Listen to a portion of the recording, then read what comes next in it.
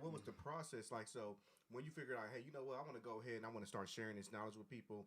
What was the process that you took to get to that point of starting up like a consulting or a coaching type of environment Hmm. and turning it into something that was viable?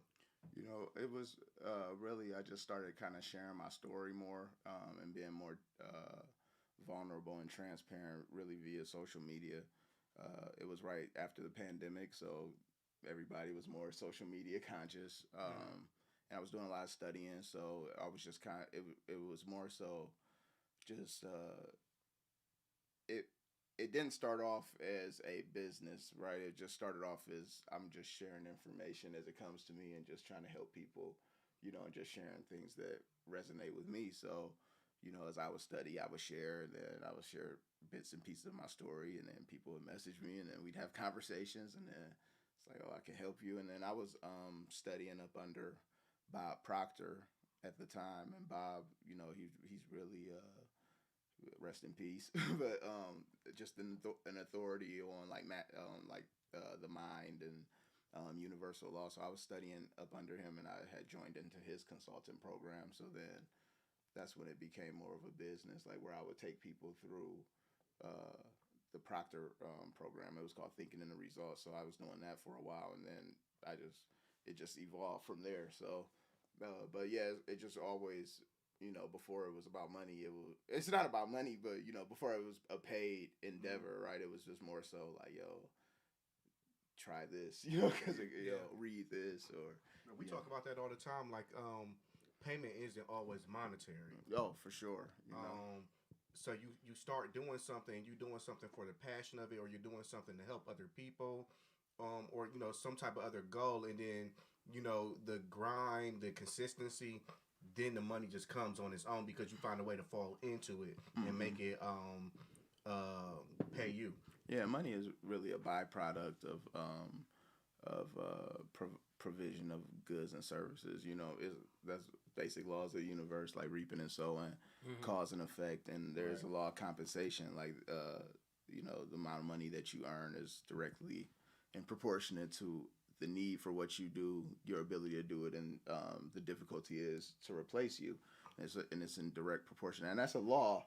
A universal law applicable to everybody as long as there's a need for what you do and you're really good at it, and you become the better you are at doing something, the more difficult you are to replace, and then Right. price goes up. Right. So and Exactly. Yeah. that's universal across the board, across every industry and good and service. You know what I mean? So, uh, Right. Money is just a way to tell the other people to tell somebody that something is valuable to them. That's all it is. Mm-hmm. it's a it's a it's pretty unique. Mm-hmm. you know.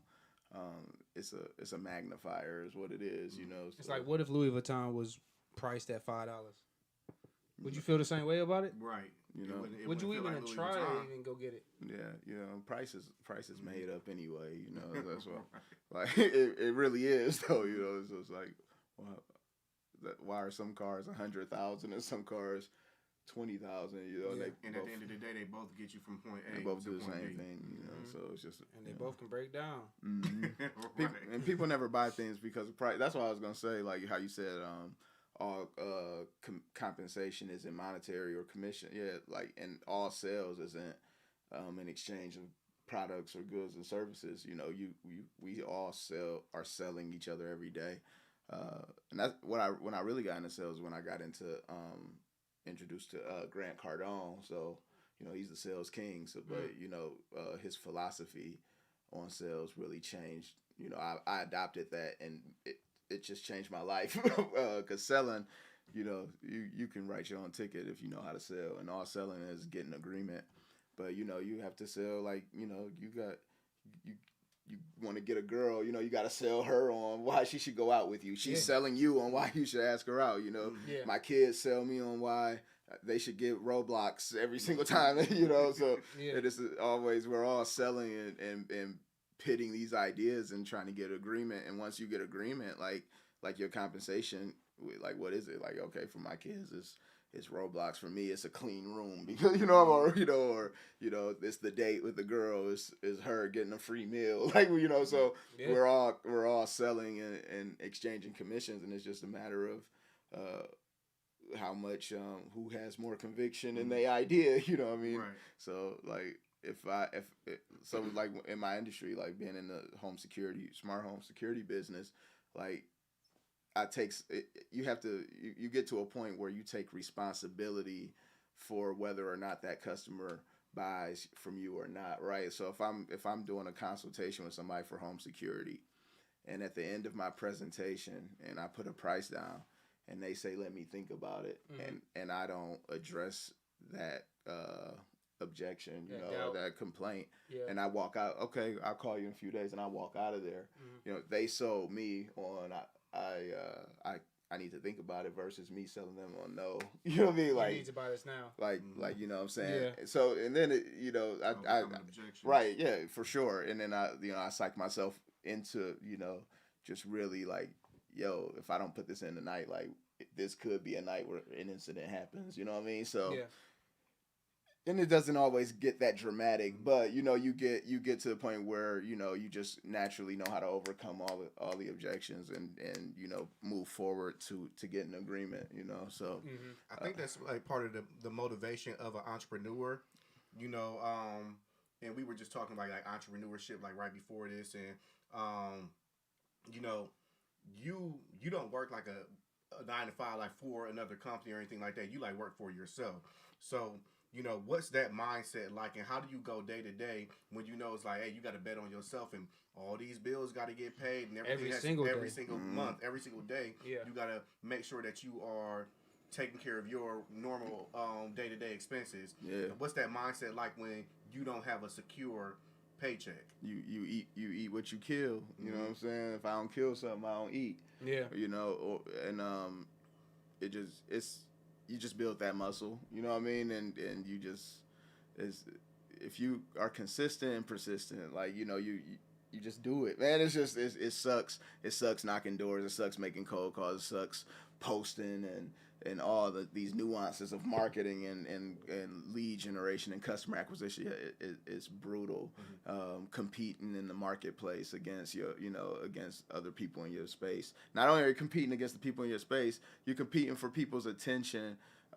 In this social media world where they just scrolling through feed, you competing with twerkers and celebrity gossip and Diddy having a new baby and Blueface beating up his girlfriend and you know what I'm saying, and twerkers and you know what I'm saying, and pedophilia, like for real, like that's how you know it's a lot of twerking. I said twerking twice, yeah. The twerkers, man, so you get caught and you trying to just fight for a little piece of that attention. Hey, look at me, like I do, this is my product. So, like that's the grind. So, but once you build that muscle, and you become you kind of get immune to rejection, right? Because you just know certain things just come with the territory. Like I just know, like yo, it's about to be, a grind. It's kind of like going to the gym, like and what it is you fall in love with the work, and instead of the end result. Right, like so the then, hunt. Like yeah, exactly. You fall in love with the hunt itself. Exactly, and then you just stay hungry. You know what I mean? So social media cuts out a lot of that hunt feeling though. Yeah, the internet. You know what I'm saying? Like you say, you fall in love with the hunt. Like the social media and the internet almost promotes instant gratification. So it promotes the catch, the kill, but not the. That's what they tell you. Yeah, I mean, it's you're looking at people's highlight reel. So, it's just you just gotta just really just be conscious of what you are, of how you're spending your time. You know what I mean? Because that's one thing, we all get the same time, right? 24 hours. Like, so Elon Musk and us and and the homeless man on East 9th, you know what I mean? Like it's all the same 24 hours. So and things always are happening, so we can't control the happenings. Like that's what Jim Rohn says. Like, you can't control the happenings. Like, it's gonna rain, the sun's gonna come up, sun's gonna set, it's gonna snow, gonna have car trouble. You got those are the happenings. But all you can control is what you do where you put yourself. Yeah, and it's what we do that can't produces. control, you can't control all the outside factors and the things that happen to you or happen around you. Only thing that you can control is how do you react to it. Yeah, and I think a big turning point for me was when I just started to take full 100% responsibility for everything that happened in my life, even if it was blatantly like not my fault, like, you know, but I just took control, like, yo, You had something to do with that. yep, and being aware of that, like, just taking my control back. I cannot be affected by outside stimulus at all, like, and that's not even like toot my own horn or no bragging shit, but like for real, like I'm totally unaffected by outside stimulus, and it's a cold place to be, because sometimes it feel like you're so numb, but I'm just so laser focused on what I'm working on, and even when things happen, it's like I'm just aware, like, oh, you know, well, instead of when I was playing the game, you know what I mean, I should have did this, you know what I mean, or whatever, like, you know, so yeah. I can look back in hindsight, like, where I could have made adjustments, and then make those adjustments and pivot moving forward. Like, that's where I'm at now with my personal aware, my self-aware, like, I'm very self-aware of like where I'm at. So like, but that's kind of where you got to be when you really want to start doing big shit. You know what I'm saying? Like you got to really become this whole different person to do the big shit. You know, so man, it's deep, man. You know, Have you noticed outside change now that you started to become more focused on a certain thing? Do you notice your surroundings in life or like the people around you change? Everything changes. Yeah. Everything changes. That's the law of attraction, which is totally misunderstood, but you really do attract. You don't attract what you want, you attract what you are, you know, and the law of attraction is a secondary law to the law of vibration. The law of vibration says everything's in motion, nothing rests. So when we say you know, so when we put ourselves in a certain vibration, the law of attraction says like attracts like. So when you're in a certain space and you are putting out certain activities, the law says that things are going to come back. My environment has totally changed. Like I live in a penthouse, you know what I'm saying? And I fly on. I've hung out in the Bahamas with Grant Cardone, like just crazy stuff, like, you know what I mean, like just, you know, just traveling, and it's just a dope life, you know what I'm saying? But there had to be a day where you chose to do that, because it was easier to do something else, but you had to choose to like I'm gonna take this street here. For sure. Oh, you know what I'm saying? I could take Euclid or Mayfield, but you chose to take that side street, you know. Well, I'll tell you what it is. You want me to pour them? No, I got you. Okay. Wrong man. Right. And you tell me what it is. What it? I'll pour this. You tell me what it is. Everything is created twice, right? Yeah. It's first created in the mind, and then it's created in physical form. Like if before you make a beat, you hear it, you create it here, and then you put it there, right? Yeah. So same thing with with our lives, right? We've been given, we're God's highest form of creation, and we've been given the ability to create anything we want and any experience that we want. That's free will, and we do that through the power of our imagination, right? Because we think in pictures, and we can imagine. Imagination, a powerful motherfucking thing, man. You know what I'm saying? You can time travel. You're not bound by space or time. I could tell you, like yo, what color was the walls of your bedroom when you was 8 years old? It had a wallpaper. It wasn't even a solid color. It had the wallpaper on it that had almost like some floral type of shit on it. You just saw it, man. You just went there, like, you know what I'm saying? Like 20-something years ago, right? You know, so the same way you can go into the past in imagination and vividly see that scene, right? You vividly experience that. Now we have the ability and authority to go into the future and create whatever experience we want to create, and then to the specificity of it, right? You know, you want to get the details, like to the point, like, yo, like how would I act if if I was making 100,000 a month. You know what I'm saying? How would I talk? How would I carry myself? You know what I'm saying? How would I? Where would I go? go? You creating that version of you right, before and you you get there. right, and you can go there, and through visualization and then meditation, right, and you can go there and experience that. And what kind of car would I drive? What kind of clothes would I wear? What kind of food would I eat? What does my living space live like? What does my social space live like? What does my morning routine look like, right? And you create this experience, and then you write it out. Like, this is biblical. Write the vision, right? Make it plain, right? So you write the so I could show you. I keep it on me. But I got my journal over there, but I literally wrote these scenes out. You know what I'm saying, in present tense. And then what Bob teaches is to write your goal down on a goal card and carry it with you. So I had this massive vision, and I just concised it down to like 2 sentences. I'm so happy and grateful now that I'm earning such and such amount of money, and having this experience, right? So then I carry that around. So now, anytime I reach in my pocket and I touch that card, it produces this. It reminds me of this vision and this experience, so I can go there, right? And then what you do is you start to emulate that version of yourself in the future, and keep having that experience in the present to the point where you become a totally new. You become, born again, right? You become this whole new version of yourself where all of those experiences are now a natural byproduct of who you are, right? You know what I'm saying? Like, like if I wanted to get a 6-pack, like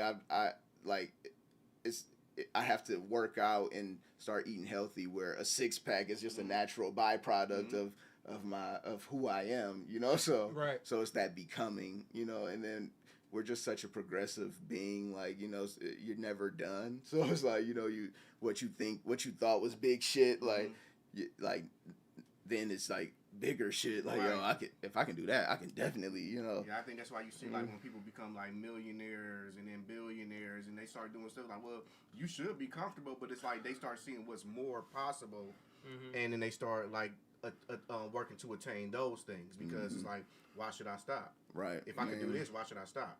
Yeah, it's a dope quote that says, God's gift to us is, what is it? God's gift to us is more potential than we can imagine, and our gift to God is to develop as much of that potential as possible while we hear something to that effect. But I mean, that's really what it, like, we don't know, like, you don't know how much you can do, so why not just go for it all? You know what I'm saying? Like, and continue to do, like, just evolve. You know what I'm saying? Like, just the constant evolution of the self, and you just become better. Like, dude, I was going through my contacts in my phone, like, you know what I'm saying? Like, you asked the question, like, has things changed around? I'm like, yeah, I've got probably like 15 multi-millionaires' phone numbers, like, in my phone, like, who know me, like, we chop, right? You know what I'm saying? Like, and what was I about to say? Damn, I lost it. Right? But it's things do change. Damn, it just flew away. But damn, I was about to make a good ass point. But you had asked that. I let you sidetrack me. What was I just saying? Hey, nobody sidetracked you. You were the only person talking. I was drinking. That was that last sip. Because you were saying things around you changed, and you had these people. Your network has changed. Right. So, I lost it, bro. I totally lost it. Let's pivot and talk about, like, just networking. Yeah, let's talk about some other shit. Like, because that's, to me, like, the whole time I hear you talk, it just got to the point where it was like, and this is what I have really honed in on this year in 2022 is networking. So how do you see that in the importance of top two, not two activities that you can do in anything? You know what I mean? Whether it's an entrepreneur or just in general, like, your network is your net worth. Like, just meeting people and not just always talking about yourself, but, like, just really engaging with people and having genuine exchanges, and you're naturally, that's what I was saying. Oh yeah, so that was my point. Like, you start to attract, as you focus on becoming this version of yourself, you start to attract everything necessary to make that vision a reality. You know what I'm saying? Mm-hmm.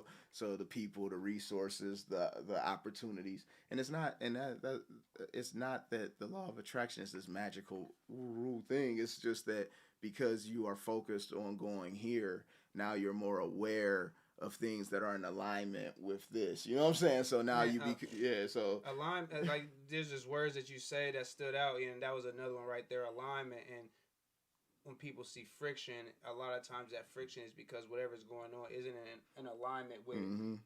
It could be with multiple things, not alignment with what they want, not alignment with their vision, not alignment with what's right or wrong. You know what I'm saying? Like things their morals, for sure. You know, and just having things lined up.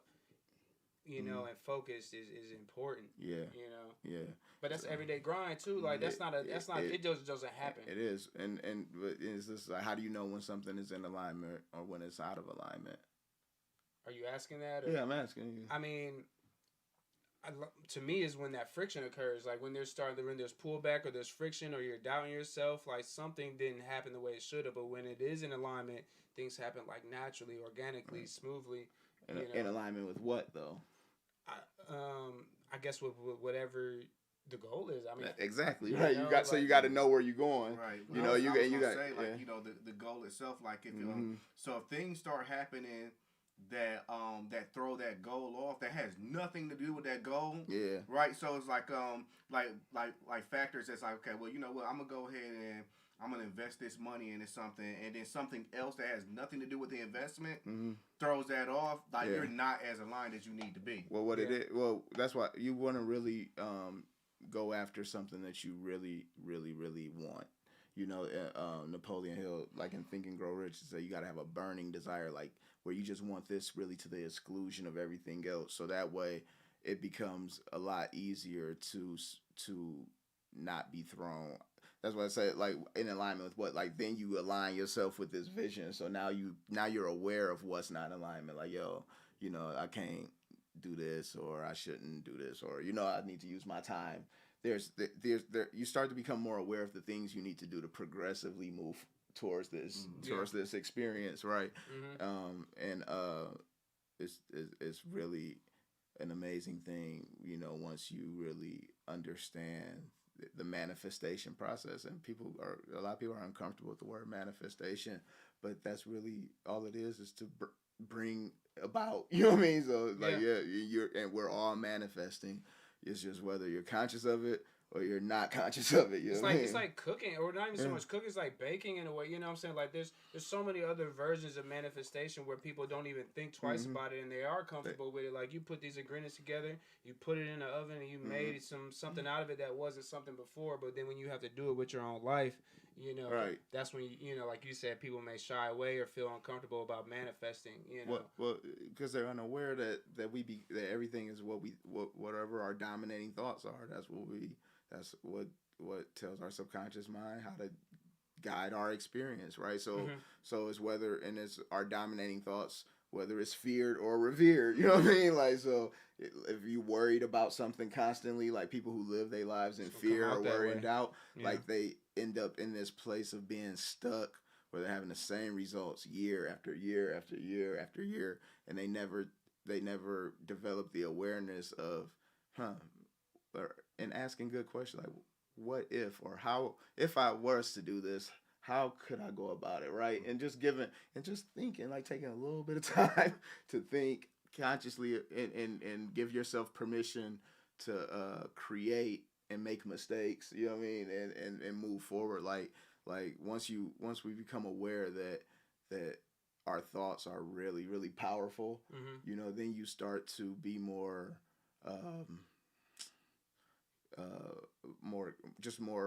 intentional with what you allow yourself to think about, or the thoughts that you allow to yourself to keep in your mind for long periods of time. That's why my mom don't watch certain movies or certain things. She don't want certain things in her, and she really be strong about that. It makes sense though, because I mean, you know, you start to indoctrinate yourself if you start watching the wrong things or start putting being around the wrong people, the wrong situations. You indoctrinate yourself. You start pulling yourself away from what your actual goal is. Right, and you can tell people's dominating thoughts are because just listen to them talk, because it comes out you know, as a man thinketh, so is he. That's what the Bible says. Yep. So it's all biblical, like just the potential and the freedom and the abilities that God has given each and every one of us while we here. You know what I mean? We don't know how much time we have.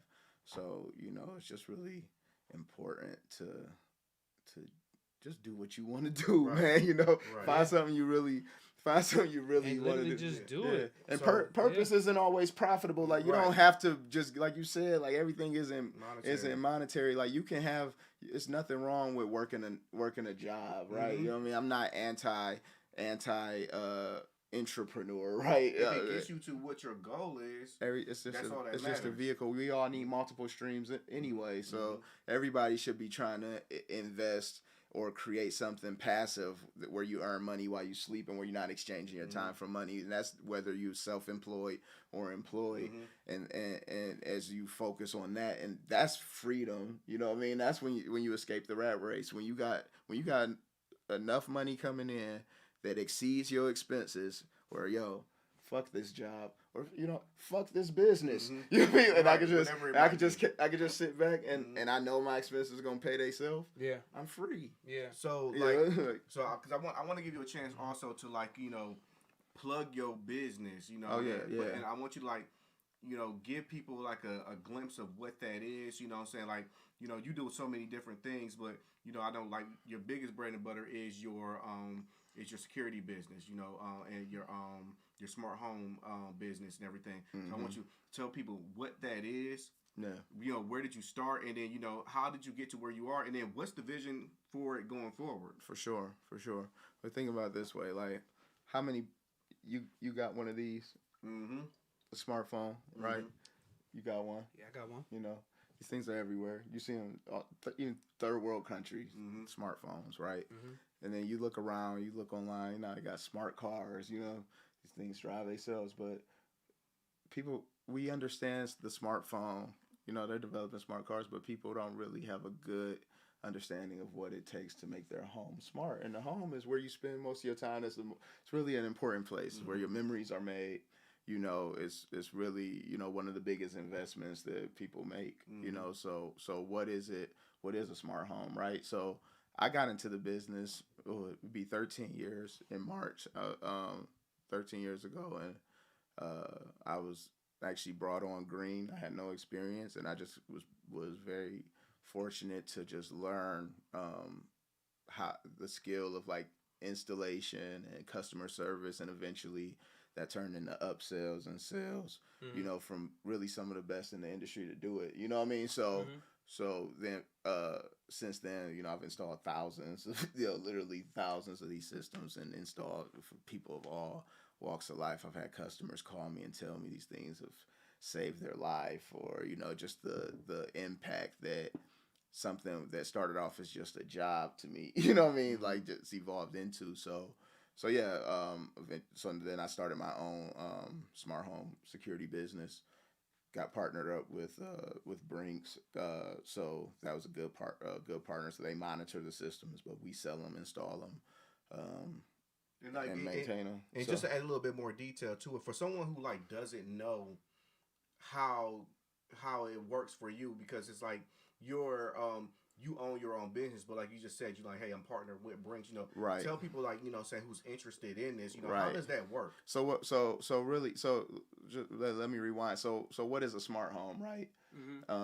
And what it is it's really, think integration. So you have different aspects of the house. You have the locks, you have the lights, the thermostat, you have the security system, the garage door, the camera, the doorbell. So independently, first of all, without the technology, I mean, these things all just function like they normally function. They do what they do. But when you start saying smart, right, what I'm saying is integrating it so that the fire alarm talks to the thermostat, and the thermostat talks to the lock, and the window talks to the security system, right? So what started off, I started off my career strictly in alarms before the smart homes even got popular, right? I was just home security. So what is now the smart home at a foundational level is the home security system, You know, it's no point in having a smart home if it's not safe, and that's just the reality of it. You know, now your level of safety is totally subjective, you know, but at the foundational level, I'll go in and secure the home, and that entails security system, sensors, you know, doors, window sensors, different types of protection against intrusion, fire, carbon monoxide. So we start off by just securing the house. From that point, then we start adding the smart components, the smart thermostat, the smart lock, giving you control. And what I mean when I say smart, it's just controlling it remotely, right? Right. And you know, cameras, doorbells. But where the magic happens is the integration, right? So now, because these systems, like you can do it yourself, right? You can go to Best Buy and get a smart this and smart that and do a self-install. Yeah. But what ends up happening is now you've got 5, 6, 7 different apps on your phone, right? You got different apps, different remotes. I got my Ring, I got my Nest, I got my LiftMaster, you know what I'm saying? So I got my Philips, right? So but if you can't make it all work together, so it's this fluidity, like would you want where the system now starts to save you time and money, which are synonymous, right? Very important. You know what I mean? Like have you ever driven away from the house and like, damn, did I close the garage, right? And you turn back around and only to find out that you did close the garage, and then you like to wait, or you came back and you didn't close the garage, and then you got to close it, and then you still late, right? And then you start to compound all these 10-minute turnarounds over the 30 years that you live in a home, right? You know, what's an hour worth to you, right? So that's just one example. Like, what about when you lay in the bed and you just it's a little chilly, you know?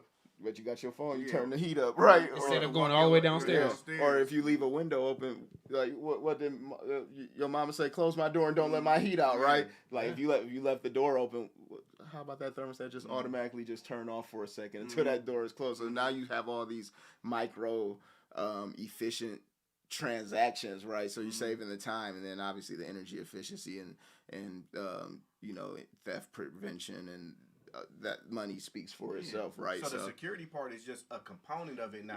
Yeah, it's like you say, it's the basis, but it's not the only thing too. No, you know, this smart home thing, you know what I'm saying? But that's like the catalyst to it. Yeah, because we repurpose the sensors now to not only protect against intrusion or fire or carbon monoxide, but also to talk and and give you more property awareness, and then tell the house to do certain things when other things happen, right? Right. Even the cameras that now they have the ability to determine if they're looking at a person or a vehicle versus an animal, right? And we can say, hey, if you see a person or a vehicle anytime after dusk, between dusk and 6 a.m., turn on this light, right? You know, or when I come, if I drive away from the house and forget to arm the system or lock the door, like send me a notification, I can just hit one button and do it, right? And then you get the voice integration with Alexa and Siri. So it's really it really goes from just a arm and disarm type of deal to like some really fun stuff and really convenient technology. And then you just like, so now like you asked like my business moving forward. So what I've been working on is a school. It's going to be a virtual school, smart home academia, where I'm actually going to teach people how to become, it's really the same career path that I've taken, how I started off in installation and was able to, you know, develop the hard skills of installation and communication and sales. And I'm going to I'm going to teach that, and hopefully, you know, people who are just sick of, you know, or just trying to take a career change or interested in that, you know, I can get you to 6 figures. Like, I know exactly how to do that. I can do it in my sleep and teach it, right? So so I'm building that. And then what I want to do, because I appreciate y'all having me on, is I got a free ebook for any of your listeners. They can just go to my Instagram page. Tell them where to find it. Just go to @Ellery Sears on IG, ELLERYSEARS. And just click the link in bio. That's a link to my free ebook, How to Make 6 Figures, 6 steps to making 6 figures as a smart home installer.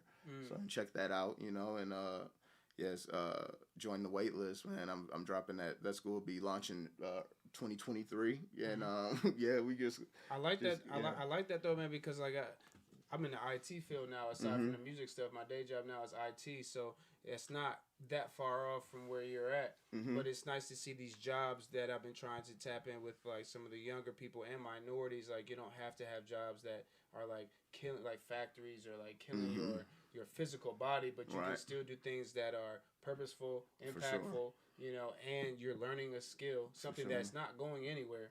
Everything you're talking about is something that is able to stay here and is futuristic to where it's like it's not even mass adoption of what you're talking about yet. Right. So you have so much potential even where you're at, you know, for the future. It's a multi-billion-dollar industry, and and technology is just constantly changing. You know what I mean? There's always a new security system, some type of new feature, some type of new service. I mean, I didn't even get into, we got the car monitors and, you know, we didn't even talk about solar panels. There's so much, like, and it's all in the ebook. Like, I even cover that in the first step, like all the different opportunities there are in the space, you know, not even just the smart home, but like audio, video, like we can integrate the sound system into the security system, right? You know, the irrigation system, like the sprinklers. You know what I mean? It's way more. Like I follow like it's this one guy, he does like all this, like his stuff is like over the top sort of home stuff though, but it's like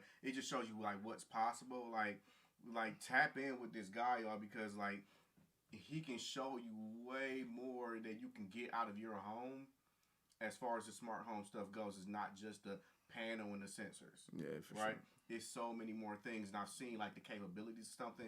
You could set it so like, hey, like you were saying, like, hey, I know that, you know, at a certain time we want to go to bed. So, you know what I'm saying, instead of me having to chase my kids all the way around the house, you know what I'm saying, they are set like where the house will just start going dim at a certain time, and they know it's time for bed, and you know certain lights come on at a certain time at night, and the heat goes down to a certain thing, or when I leave the house, the heat does this, and when I walk in, the heat does this, and you know it's so much more to it. And, you know what I'm saying, this man can, you know, set that up for you. Yeah, for sure, man. It's there's a solution for every single circumstance, man, and that's what's dope about it too. Like it's designed to grow with you, you know what I mean, through your different stages of life. Like, you know, even like repurposing the sensors for like like elderly people, you know what I mean. So like when you want to get if you had a person who suffer from memory loss, and you know when you want to know if they opened their door, you know, or left out the house, you know what I mean. Like you can now, it's just so much, man. You know, like who did we have? We knew somebody growing up like who it was like their grandfather or something like that, and they just kept leaving the house. Or grandmother kept leaving the house. You know what I mean? And I have clients who specifically have the system for that, and it's dope. Like, you know what I mean? Like that specific system, the sensors are repurposed in a totally different way and it's still the security system, right? And it's still, but it's activity monitoring and like, you know, it's so, man, y'all gonna just have to bring me back for that. You know? For sure. You have a whole tech panel. Right. Yeah. So exactly. Oh, that'd be dope. Yeah, that would be dope. You know what I'm saying? About all things tech. That's gonna happen. All things tech. That's what's gonna be called StreamSpace. All things tech. So before we get into some other things, you know what I'm saying, you know, we talked about the smart home stuff, and you know, we talked about the consulting. So before we go into anything else, I want you to plug, you know, anything else that you're doing that's coming up. You know, let them know where they can find it, when it's going to be coming. You know, so let the audience know. For real. I kind of been. I'm not gonna lie. Like, yeah, I've been an entrepreneur for a while now. But one thing, like, if anybody acts like they got it all figured out, like, just run. Like, I don't have it all figured out. Like, a lot of my marketing is just shoot from the hip. So the best place to really figure out what's going on with me is just to follow me on Instagram, because I do post there the most consistently. And then as I get more organized with my marketing and stuff, like that'll just be, you know, shit. Damn. I'll put it out. I'll put it out there. You know, when it's where it's. If you want to stay in tune, follow him, and that's where you'll find it. Exactly. Right. That's where you find it, and then of course, you know, we're gonna plug this multiple times. Follow at StreamSpace on everything. Yes, sir. You know what I'm saying, and then you know what I'm saying. If he does it, we'll repost it. So, for sure. You'll see it. So, I think next time we should do like a music one, man. Yeah, I mean, like that's like a jam session or something. That's our bread and butter. Sure. That's our bread and butter right there. You know what I'm saying? I could play any song, all right, not gonna say any song, but I'd probably say like a strong 91% of songs that I hear on the first like listen, like before the song is over, like I could play it. You know what I mean? Yeah. So we can do some fun stuff, man. Hey, let's do it. Yeah. That brings me back to the jam sessions. Come on, let's pivot to some music stuff. Yeah. Because you are, I know you are a music mind, so let's take it there for a tad bit. Okay. And then we're gonna do our top three. We waiting for him to finish that little bit right there. You see, you waiting for me? Yeah, because we're not gonna pour up again until you done. This is Take crazy. a commercial break in this piece. We don't do commercial breaks. We just keep on going. Y'all just gonna watch what we do. Yeah, there ain't no commercial break. We just go all out. You good? Oh, I'm straight. So what was you about to say? Let's pivot to some music, and then after the music, we got a segment called Top 3. Top 3? Yeah, where me and Justin go back and forth, and we just hit you with top 3 scenarios. We'll get there though, but let's pivot to some music, and then also just some other extracurricular things, not so business entrepreneur. Yeah. You know what I'm saying? You might enjoy playing a game or basketball or something. You know what I'm saying? Let's get into. I do play the game. Okay, well let's get into that music first. Yeah, real good. Tell me about it. Shit. Inspirations, musical inspirations. My musical inspirations. Yeah. What you grew up on? Show. Nah, man. Come on, man. But y'all savages. Your name is Savage Royale, bro. What you talking about, bro? This is crazy. Real Now talk. I took it over the top. Real talk. Shoot, on the music side, you know, I don't give a fuck that people are mad at them, but I gotta say, yay, you know what I mean? Hey, I'm a Ye fan. You know what I mean? Big, Bruh. yeah, you know. Got the Yeezys on. Kanye, I got no problem putting them on the I camera. listen to the College Dropout every single day my senior year of high school. Justin was in the car. Like, Justin was in the car. every single day. Every day? I mean, College Dropout was the pink disc. If it was a tape, it was a CD, but it, like just like Biggie said, let my tape rock till my tape pop. Yeah. Like, bro, we used to listen to that every day, all day. Then I went to college for that one semester, and late registration dropped, and I was listening to that every single day. So you know, Wake up, Mr. Sears. Right, you know. So Kanye, and that was when I was still doing music. So Kanye was really a big inspiration. Like not so much on the sampling side, because I didn't sample too much, but just on that creative, just that unique sound, you know what I mean?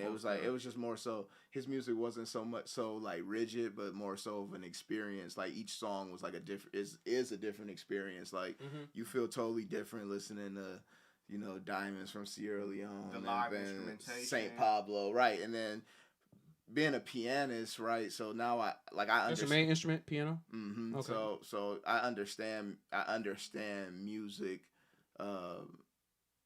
not just from hearing it, but like what makes musical sense, like how music is supposed to be constructed, and just being able to hear different things. So when I was producing, like Kanye was a big influence. Just on so I kind of got to go separate, like producers versus like rappers or artists. Like on the production side, Pharrell, Kanye, Timberland, Just Blaze. I know this ain't top 3, but since you might as well give it like top 3 producers. Top 3 producers. Only 3. If you on an island. Kanye. Okay. Timberland. Okay. Timbo. The third one is rough. That is rough. If I had to just. But you got the sample. You got Kanye. You got samples. If you got Timbo, your drums gonna be cool. I probably gotta go with like Pharrell. Pharrell gonna give you that funk. He's gonna give me something He gonna give different. a little. Yeah, he gonna give you a little. Yeah, producers is hard, man. Top 3. It's a lot of fire producers. Producers is hard. Yeah. You gotta throw one youngin in there. You ain't got no new age producer. What's his name? ATL Jacob. Jacob. He got some Jones. Yeah. Yeah, he got some things. Yeah. No, he do. When I hear that tag, I know. It about to go crazy. I know something about to. If I had to do a top 3 for that. Top 3 producers? I'm not doing top 3. I'm just doing 3 that I want to say because I can't do top. These your top 3, bro. No, I can't do top 3. These the first 3 is the top 3. It is. All right. Okay. Yay.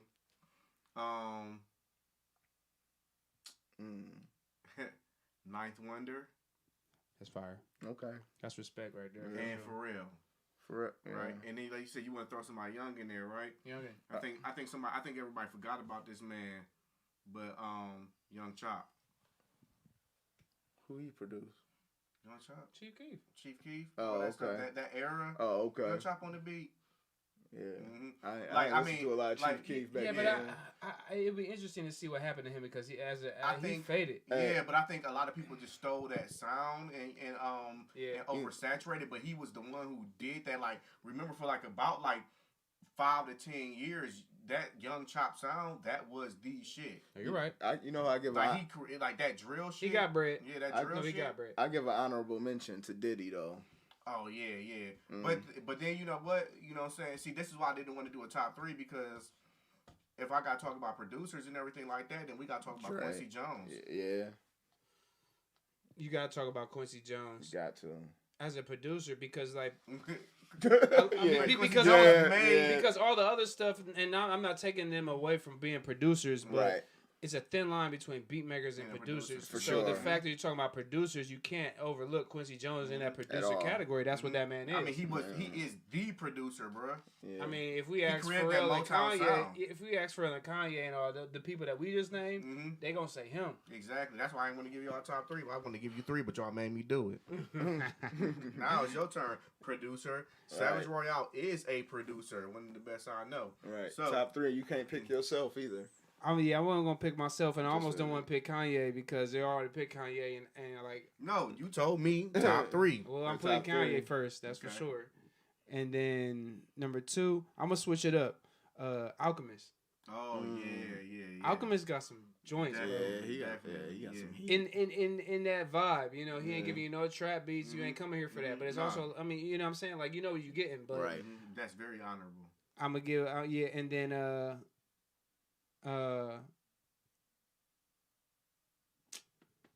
Madlib. Yes. Okay. You know, I had to switch. I had to really think. But Madlib is a crazy producer. That's nice. If you ever sit and listen to a Madlib instrumental tape, this man got instrumental tapes all over the internet, everywhere. Like this man got beats, bro. So then now you got to throw out a younger person though for an honorable mention.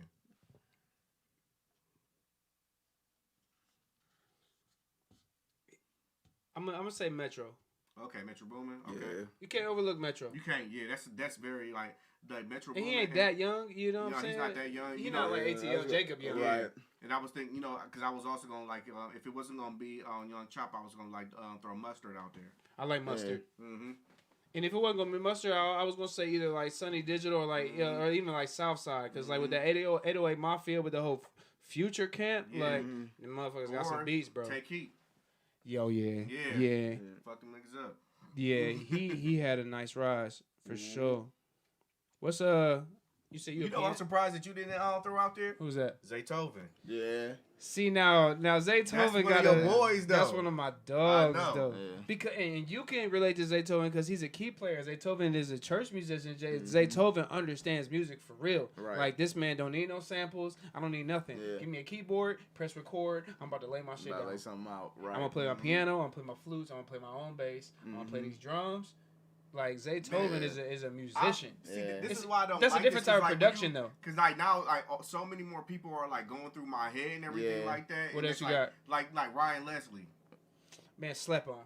Ryan Leslie slept I remember he did that but video. He made those videos where he was making you stuff. You talking about early on? Early on. Oh, I know you know the video. Yeah, you were the one who, and I knew about Ryan Leslie, but you were the one who showed me the videos. And like I'm talking about, this man's going from different rooms in the studio by himself and making the hardest shit. What about The Dream though? The Dream is crazy. But now you're starting to cross over into like producer songwriter. Right. Which is where Pharrell lives too. For sure. It's like you said who? JD, Jermaine Dupri. Yeah. He songwrites too? Yeah. Yeah. That's Bow Wow, bro. That's Bow Wow. Bow Wow with Jermaine Dupri and T.I. That producer songwriter is crazy, you know, like the beat maker producer is a crazy vibe. The producer musician is a crazy combo, but the producer songwriter, and that's not even me. You know, and I've rapped before too. You know, I rap here and there, but like a true producer songwriter, that shit dangerous. Like you said, The Dream, Pharrell, you talking about hits. Yeah, when you want to get into the business, you want to get into that business, that music business, that's where the money is. It's not about being the performer. It's about being the producer and being the songwriter. Because every time, I'm just gonna drop some knowledge on some of y'all. Every time somebody plays your song that you produced, you're gonna get paid. Every time somebody covers the song that you wrote, you're gonna get paid, right? But if you're the performer, the only time you really get paid if you didn't write the song, you didn't produce it, is if they played the specific song that you made, that you were on. Just a little knowledge. So let's it's like being a salesman and the installer. Exactly. You know what I'm saying? So let's go into our little top 3. Since we already here, but we're gonna switch it up. I'm gonna go. Me and Justin gonna go back and forth. We on you, and then at the end, if you want to give us a couple, that's up to you. All right. So I'm gonna say, you want an island? Top 3. You ain't gotta be on the island. Just top 3 food dishes. Food dishes. Yeah, top 3 meals. I was gonna do something like that, but a little bit different. You know I like to eat. Top 3 meals. It's on me? Oh yeah, that's all for you. Oh shit. Mm-hmm. Tacos. Mm-hmm. On Tuesday? Shit. 7 days a week. Tacos whenever. Tacos Really, whenever. I would kind of say tacos and quesadillas kind of go together. Burritos. Yeah, like all of that. Like Mexican it's like food. one. Yeah, you know. So like It's that, like like what? that genre. Quesadilla, taco, burrito. Like that genre. Right? Like, just think about it though. Like a taco or burrito. Like, basically, all you do is taking all the favorite foods and rolling that shit up into one. Bro, that's some fat man shit, bro. And smoking it. Smoking that It's shit. never not a time Yeah. Mexican don't hit. It always hits, bro. It's crazy. So Okay, yeah. so tacos. Okay, what else you got? Number 2, I probably have to go with watermelon. Okay. That's good. Can't help myself. Yeah, there's something wrong with you if you don't like watermelon. Right. I really do. I'm real fond of watermelon. It's like water and sugar. What is it not? No, it's not. Watermelon is like very good for you. No, but I'm saying it's just like water and sugar. Like people say they don't like watermelon. What did you do? What do you not like about water and sugar? It's so delicious. Okay. Shit. And then number 3. It could be a food or a meal. Or a meal. If I had to go with a meal, I'm just gonna have to go with like a. Dang, no, because I'm just tired of Thanksgiving food. No, go ahead. You can do it. I really don't want to because it's just so black, man. No, it's not, though. That's just so American. A Thanksgiving meal is so American. American. The urge to say soul food right now? No, it don't gotta be soul food. It's just like, think about Thanksgiving, bro. The yams and the mac and cheese. No matter what your family is, and that's the thing, it don't gotta be just black, though. Stuff and the cornbread. Every race in America, if you a patriot, you just do Thanksgiving, right? So your family make all the best fucking food. No, you know that y'all love. No, man, because I like other stuff too. I be eating, bro. Like this is actually kind of difficult, especially because I fuck with brunch too, like the catfish and the Gouda grits. Okay, now we talking. Yeah, I like wings. You know what I mean? All right, shout out to 100 Bomb Squad that closed though. They had the best brunch in Cleveland. Who got the best wings in Cleveland? The best wings in Cleveland? No. Who got the best wings in Cleveland? No, because my top 3 is going to be about Cleveland, so we're going to just parlay that shit. Okay. So go ahead and give your third one, and I'm going to parlay. All right, my third one, I'll probably just have to say, like, top 3. I kind of fuck with breakfast food. Okay. I'm gonna just go with breakfast in general. I'm with you on that. Because you kind of can't miss. Like, I just want to balance my shit out. Like, I got breakfast. Yeah. I got a good snack, good breakfast healthy. is slept on. Shout out to my fiance. Sadavia loves breakfast food. Like, hey, she get down on breakfast. Oh, we'll eat breakfast, lunch, and dinner. I love breakfast. I love breakfast. Eat breakfast for dinner. I love yes. All right, so I'm gonna pivot that off of the same thing, but remember we were just talking about before everything started, Cleveland in general, and we were just talking about food in Cleveland. Like, unless you went to Cleveland. Because, like, people who came to Cleveland, they'll tell you, like, the food is, like, immaculate out here. And we know how to eat. It's a melting pot now. We know how to eat. So, top 3 foods that you can get out here in Cleveland. You got to get a Polish boy. Got to. You know what? You got to get a Roman burger. Boom. And for real, I gotta stop you right there. Now, have you ever seen a Mr. Hero outside of Ohio or Cleveland? No, because it was created in Ohio. Really? Thing, yeah, Mr. Hero was Mr. created. Hero's Ohio? It's Ohio. It's created in Ohio. It's created in Cleveland. The Roman burger. Bro. Really? Yeah. I didn't know that. You gotta get a Roman burger combo with the cheese for the fries. Oh, for sure. Oh, for sure. Iced tea on the side. Yeah, whatever. Beverages, that's whatever. That's what you want. Yeah, that's up to you. But you gotta get a Roman burger with cheese with the fries.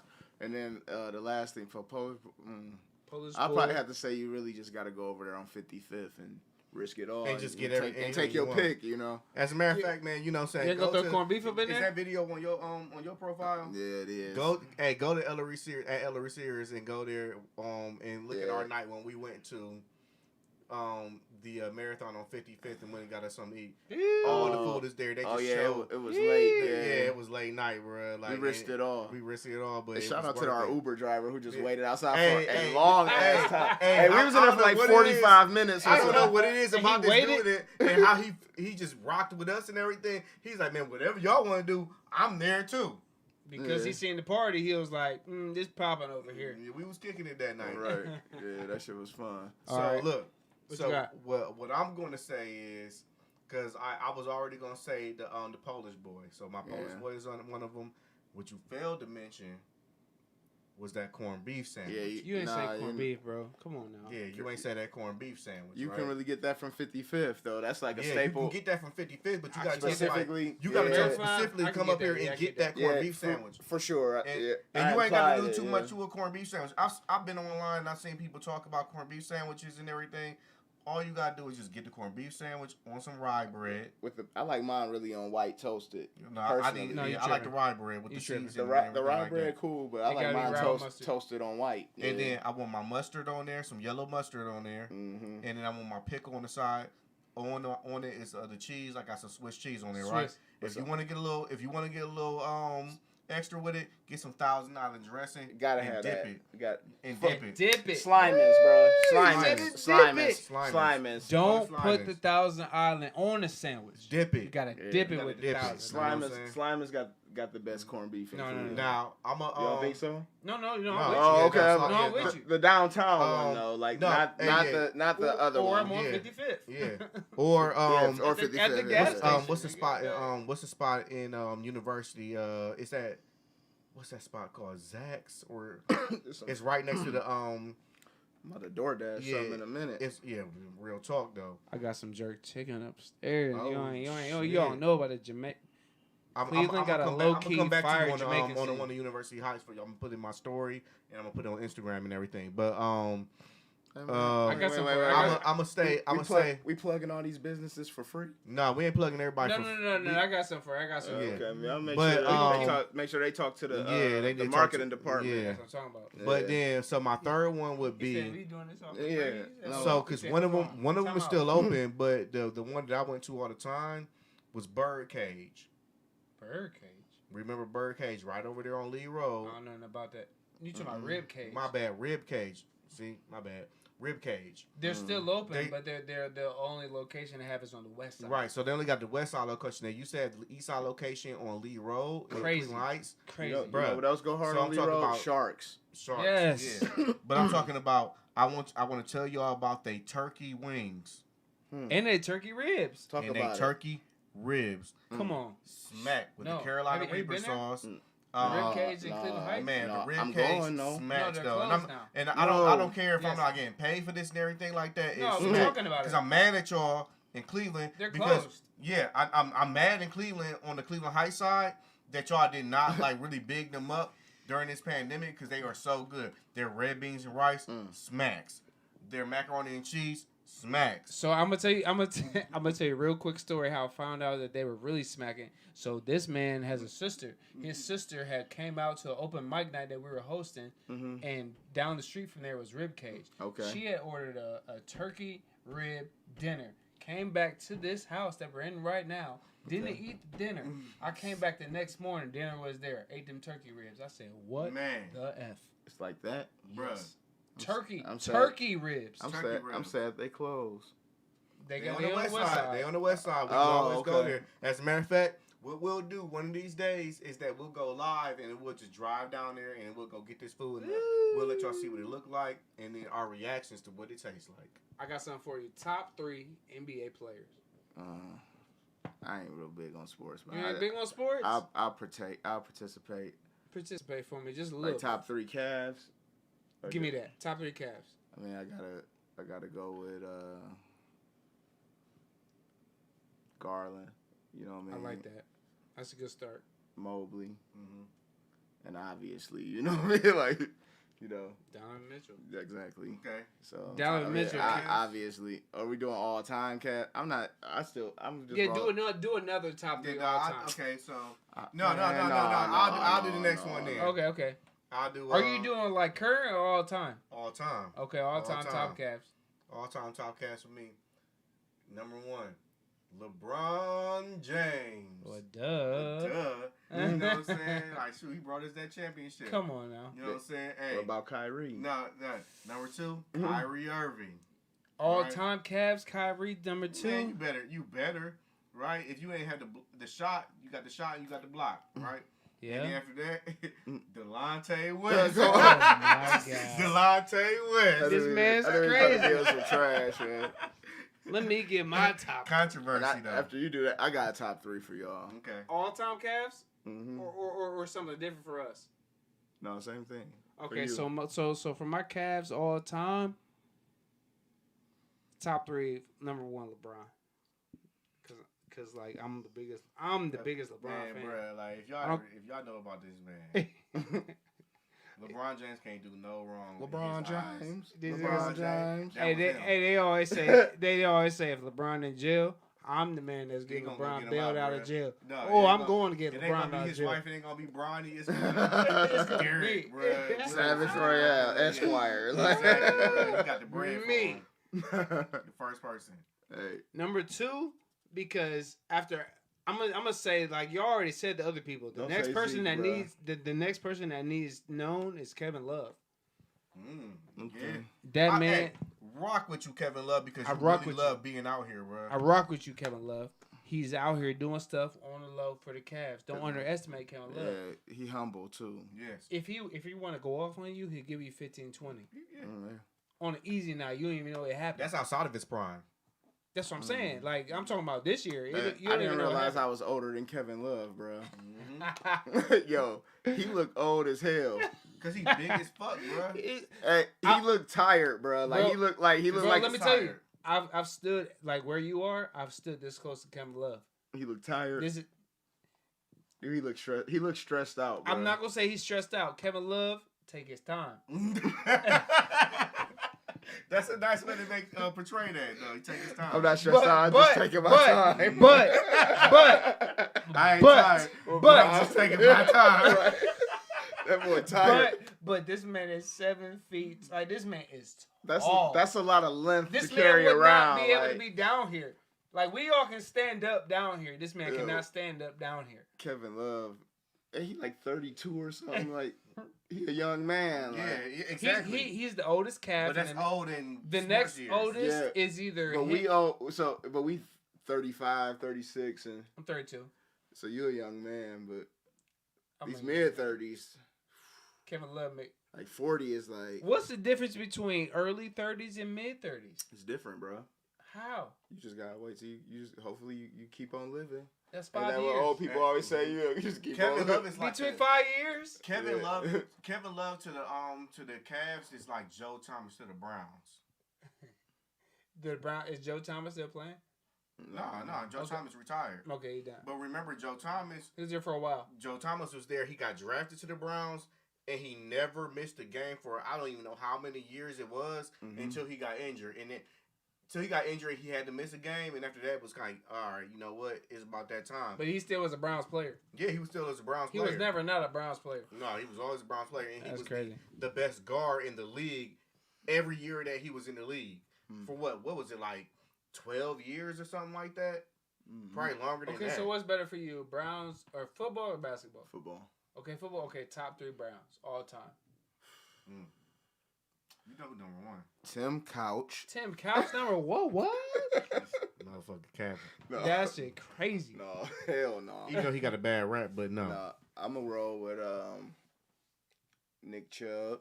I like that. Miles Garrett. All time though. Jim Brown. Okay. But you put 2 current. Like, damn, we ain't got nobody else before Nick Chubb. Who else have we had besides Jim Brown? Well, I mean, he should have said Jim Brown first. Bill Belichick. He was a Browns coach, but no. He was. If it was me, he don't even talk about it. Nobody talks about that. Jim Brown comes first. Okay. Jim Brown. And then Joe Thomas. Oh yeah. Joe Thomas. got to be Joe Thomas. And then, and what position was that? oh, Joe Thomas is a guard. Yeah, Joe Thomas is one of the greatest guards that was ever in the league. Has the Browns had some of the best defense ever? No, this is guard is on offense. I'm not. Yeah, guard is offense. I'm a basketball. But guy. you know what I'm saying? Like, he ain't letting nobody get hit. He ain't letting nobody get hit, bro. You said Deshaun. Not from his side. Deshaun Watson. I can't say Deshaun Watson yet. Jacoby Brissett. Deshaun Watson won a championship for us. Not a Super Bowl. A Super Bowl. Championships, we've had them, NFL championships. But a Super Bowl era, we haven't got one. But if Deshaun wins it, he up there. That's it. Can we at least get to the... And then Myles Garrett. You know what I'm saying? And then Myles Garrett and Nick Chubb. They both right there. I got to do a 3 and 3. They both at 3. Okay. I like that. I got another top 3 for you. Man. Top 3 albums. Top 3 plants. Oh. Albums. Oh, albums. No hip hop. Damn. That's deep. What you got up in you? It could be album / artist. It could be artist. But ain't no hip hop. Artist without hip hop. I'll say artist. Not hip hop. No artist hip is hop. not hip hop. Okay. No hip hop, no pop, none of that. You gotta go outside of that. Artist. Okay. I know you got it in you. No hip hop, no pop. I mean, it could be pop. I got mine. But not just like new school. Not new school. Like I'm talking about like it can't be hip hop. Okay. Like 2000s and back. So like. But no hip hop. Like a Michael Jackson. Okay. That's pop. You can say the king of pop. I get it. Okay. Like what? Like give me like okay. I won't put Mike. That's like a given. So that's. I mean that's why I felt like I respect Mike, but I'm still just like that's you know. Yeah. Shit. We got a lot. It could be bands. It could be groups. Okay. Like think about the old days. They had bands and groups. Mm-hmm. Yeah, I'm not talking about one person. If it's not the Temptations. Okay, now we talking. Now we getting there. That's number 1. No particular order, but no order, but top 1 3. Temptations.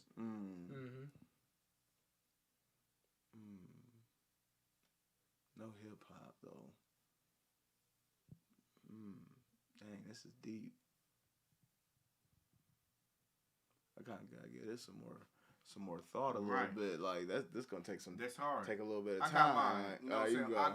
You go first. Yeah. Top 3. No hip hop. No hip hop. Okay. The Temptations. Prince. Ooh. Survivor. Eye of the Tiger. Eye of the Tiger, baby. I got my 3. Yeah. And if I didn't want to put Survivor there, I would have put Queen. Queen. I'm not gonna say Queen because you said Queen, but I will never forget the day that I have a bunch of records, bunch of vinyl, and I have multiple vinyl because my old roommate has a bunch of rock records, right? All the records I have are like hip hop, funk, R&B, soul, but she had a bunch of rock records, like all rock records. I'm talking about Queen, Aerosmith, Pink Floyd, Ozzy Osbourne, like all that, you know, Metallica. You know, I got all that down here. But there was one day where I specifically had started to listen to all Queen records back to back. Queen is out of control. Queen is raw. Queen is underrated, and I'm gonna tell you why. No, they ain't underrated. They just underrated in our community. They just don't know how good they are. If you don't listen to rock, then you just don't know about. But I'm gonna tell you why is because like you listen to Queen albums, there's so much different stuff. Yeah, like they'll go to a next album and it's like different. What's your favorite Queen song? You said Queen? Yeah. What's your favorite Queen song? I'm gonna have to say Bohemian Rhapsody, and that's like almost cliche, but it's amazing though because it switches. It do you just know? Like goes so like you know what? Like Queen was the one. And I think people don't even know like what they do nowadays, like that Queen inspired, where you had like 3 songs on one song, right? It was crazy. Bohemian Rhapsody is like fucking like 3 songs, bro. Shit wrong, but like my favorite Queen song is Queen songs are Bohemian Rhapsody and Don't Stop Me Now. Don't stop me now. I'm having such a good time. So, that's hard. Bro. That's hard. Hard. Like you know it's hard because it's been years since. Like how many years? Right, Freddie Mercury. Timeless. Man, Freddie Mercury.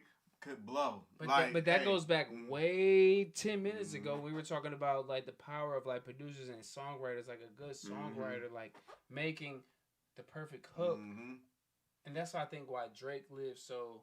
Yeah. Drake will live so long because he has these hooks. Before we get into that, you got to give your 3 artists though. Who, me or him? Him.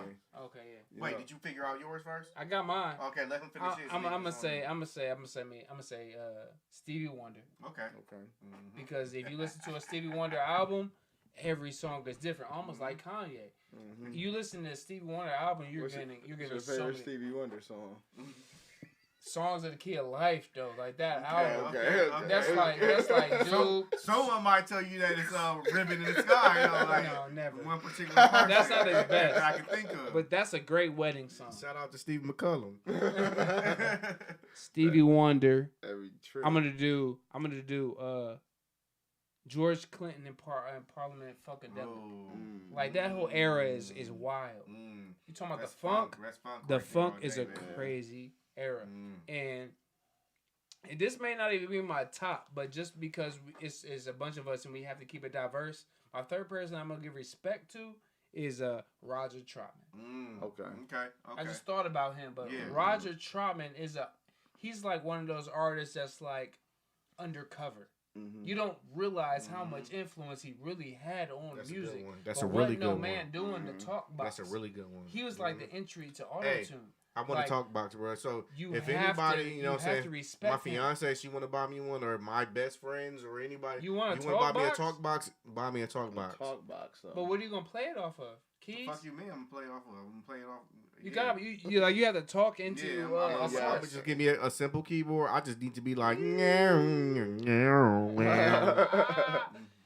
and that's like how trends repeat themselves in culture. Like, there's a time where I feel like talk box will come back. I need to be like, you might be the one. I need I need a '90s talk box. You might be one of the people to do the talk box, bro, because you understand music. You already understand guitar and piano. All that is a chord in your mouth, and you're like singing to the chords and the notes that you're playing. Yeah, that is kind of raw. That's what I'm saying. It's a sound that's like low key forgotten. Once I get free, I'm gonna go back to music. But get the talk box. Go ahead. Now, you had enough time now. What you got next? What we got outside of music? I was just going. This is outside of hip hop. Yeah, outside of hip hop. I was gonna go with the classic Phil Collins. Okay. You know, I got him right here. Come on now. Fire. Come on now.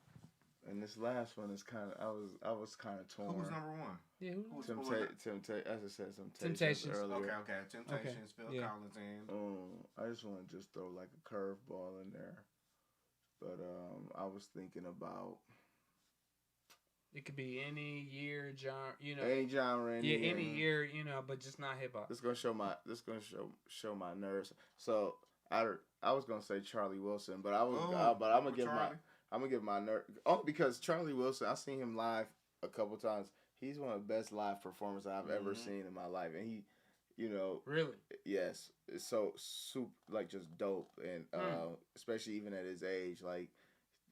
Uncle Charlie goes hard, right? So, and you know, he just got classics. So, Show me the yams. All right, let's go. But on my nerd side, though, I was gonna say this composer named Nobuo Uematsu, and he composed the soundtrack for Final Fantasy. Baby. You know what I'm saying? So now we get into some real nerd shit. Right, you know, we get into some composer, musician shit. We talk about orchestra.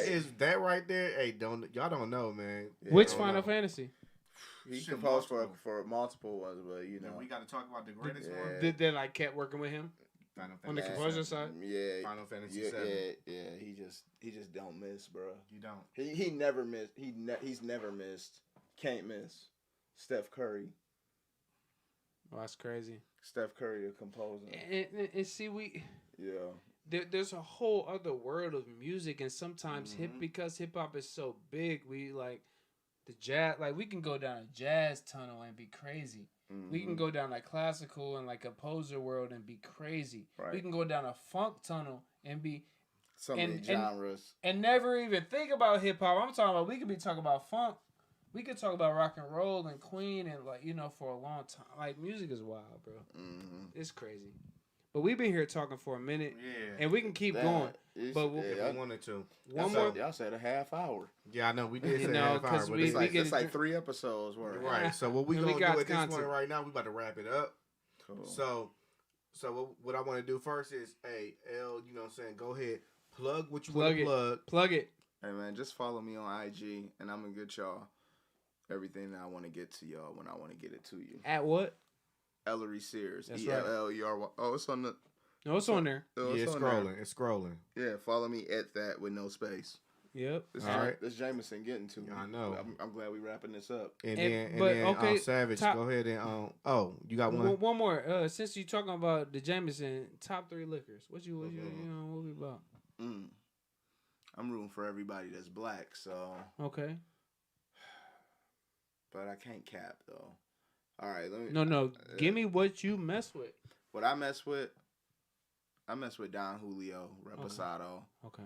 Jameson. Mm-hmm. You really on the Jameson life? I mean, like on the dark side, like I mess with Jameson. I put y'all niggas on the Jameson. Because me and this man, give me my flowers. Me and this man, y'all didn't drink Jameson before me. Jameson need to get this man an endorsement. Nah, I've been drinking Jameson for a long time. He capping. I gotta put him on. On the tequila side, the Don Julio, Reposado, and Jameson for the dark. Jameson, and you got one more. And what then, you got? A close second on the tequila side, I usually mess with like Terramana. Okay. I like that. Always Reposado. I can't drink Blanco tequilas. Okay. And I don't mess with vodka. Never. Never. Yeah, not no more. Mm-hmm. If it's gotta be me, I'm always gonna be Jameson. That's my boy. Yeah. Jameson, Patron, and then I'm gonna go ahead and throw in there Uncle Nearest. Man, I'm gonna say Jameson. I'm gonna say Douce. Yeah, I was gonna say Douce just out of respect. Yeah. But I'm gonna say I love tequila. I like tequila a lot. Mm-hmm. Yeah. But recently I had a double shot of Patron, and what that double shot of Patron did to me, is all right with me. It'll creep up on you. That double shot of nasty, Patron is smooth. That double shot of Patron, and you pair that with a Corona. Yeah, you're gonna be all right. You're gonna be all right. That Don Julio so much smoother than that Patron. Though, you think so? For 100%. Like we talking about clear, or they got other shit? I mean, you can get Patron coming Reposado on the Neho. No, I'm talking about Don Julio. It's tequila, so they got like a. It's just it's smoother than Patron to me. Okay. And Patron is. What was that we had? Patron is like the Hennessy of tequila. I think that was Don Julio when we went to the gun show. I think that was Don Julio. We got some cigars that day. Yeah, that was Don Julio. I think that was Don Julio. That Don Julio went great with a cigar. Yes, you like cigars? I inhale too much. So you're not supposed to do that. You're not supposed to cigars. I mean, I've gone to a cigar lounge and hung out, but it's just like I have to really concentrate to just puff. I'm gonna bring them to a couple and not inhale. Like, take too much concentration. Like, so this is what we're gonna do. Like, hey, let's wrap it up. What you got? Savage, go ahead, do the housekeeping items, and we out of here. So the housekeeping items. This is StreamSpace Podcast, Ep.5. Ellery Sears. See, we gonna get some sponsorships here soon because we've been having a great time. Yeah, gotta get the sponsorship. But also, if you are just tuning in, this man is business savvy. This man is tech savvy. This man is music savvy. He is culture savvy. We got DJ Just Will, another man that is all of that as well. So that's a few housekeeping rules. If you got anything else to say, if you got anything else to plug. Yeah, no, follow everything that we have. Instagram, YouTube, for real. Instagram at StreamSpace Official. YouTube at StreamSpace. Go to the YouTube. That's where everything is going to be at. Outside of that, hey, y'all just have a good night. Have a good day. Thank you for showing up. Yes, sir. And Merry Christmas. Merry Christmas.